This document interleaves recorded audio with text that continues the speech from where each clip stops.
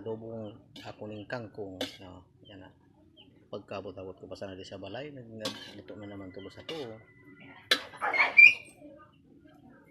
So diba, so paano ko ng tuna, yung ulo ng tuna, paksiwon ko yan. Paksiw naman ako sa hugasan ko anay naman. Okay, so luto na yung yung adobong kangkong. Yan ang pangulam namin ngayong gabi. Tapos luluto pa ako ng ulo ng tuna. Yan. Tapos ito naman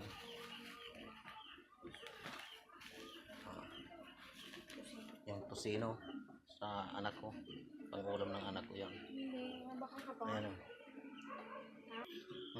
Yung luto na yung tosino. Yan. Tapos ito na naman ayan,